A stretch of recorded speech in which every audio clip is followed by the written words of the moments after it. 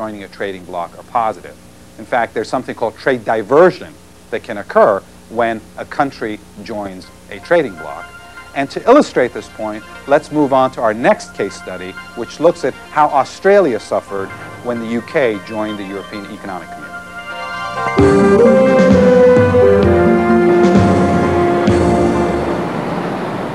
In 1973, life in Britain changed.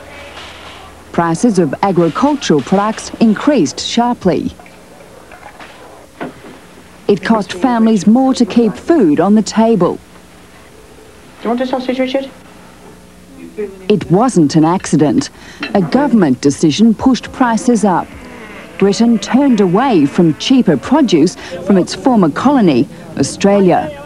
Instead, Britain increased rural output and bought rural commodities from its more expensive European neighbours. But why was that decision made? Was there a gain to compensate the pain?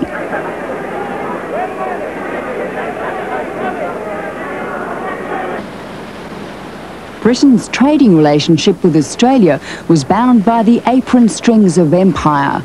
The former colony had long supplied food to the plates of Mother England.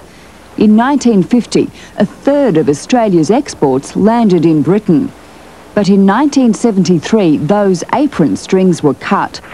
Britain signed an agreement to join its neighbours in the European Community, or EC. It was formed under the Treaty of Rome in 1957. It would progressively eliminate trade barriers between European countries. Goods could cross borders without trade restrictions. The increased trade would bring economic rewards. Britain couldn't afford to be left out. It was the political aspect, that Britain wanted to be part of this community that was being formed, wanted to influence things from inside rather than being on the outside complaining. And people believed that this was a positive thing to do at the time. The economics was something that had to be accepted. Those economics hit Australian farmers hard. Their traditional trade with Britain ended almost overnight. In joining the EC, Britain had to comply with its Common Agricultural Policy, known as CAP. The CAP set common barriers to agricultural products from outside the European community. Tariffs and quotas raised the cost of non-EC produce. Australian farmers' preferential access to British markets ended. It was shut out as the United Kingdom fell in line with its European partners. British imports of Australian beef fell more than 75%. The 800,000-tonne annual import of Australian wheat stopped completely. Graham Blight heads the Australian Farmers Federation. We had to go back to square one virtually and say, well, now who are we going to do business with and how are we going to understand them and how will they understand us? So, yes, it was a cultural shock, and our industry suffered a lot during those times in financial terms too, because not only did we lose the market in the UK, we had to then spend money to build up a market somewhere else. British consumers were also paying the price for the change. Before joining the EC, Britain's food bills had been the cheapest in Europe. The Australian product was efficiently produced and comparatively cheap. We should keep with our colonies, our pre-colonies, possibly, but keep together as a unit. This is all wrong. Europe couldn't match Australia's prices. More expensive produce from Europe pushed retail prices up. Dr. David Robertson saw the effects firsthand. Prices would be shifted up by about 25% on average, and that was going to mean an increase in the cost of living, the CPI index, by something like 3 to 4%. Britain lost because trade was diverted from a low to high-cost producer. It had to pay more for agricultural goods.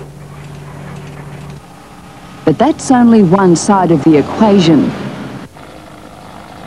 Trade in manufactured goods from Europe increased significantly. Removing inter-country barriers made them cheaper. Andrew Stokel heads Australia's Centre for International Economics. There's an enormous growth in that intra-European trade. The trade between members and parties in that bloc has grown enormously. And that has an upward effect on the incomes of those countries. Against that, if they've diverted trade from other low-cost exporters like Australia, Argentina or America, say of grain, well then that tends to retard income. And so it's an empirical question. Does the income expanding effect dominate the income retarding effect? Prior to joining the EC, that question wasn't so easy for Britain to answer. The debate raged over whether union would be an economic cost or benefit. Much of the focus was on agriculture.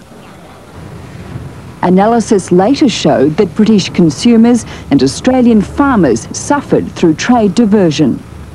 But for Britain, the trade created with Europe in manufactured goods helped offset the negative effects. If you view the formation of the trading bloc and what happened on agriculture narrowly, it was probably a minus.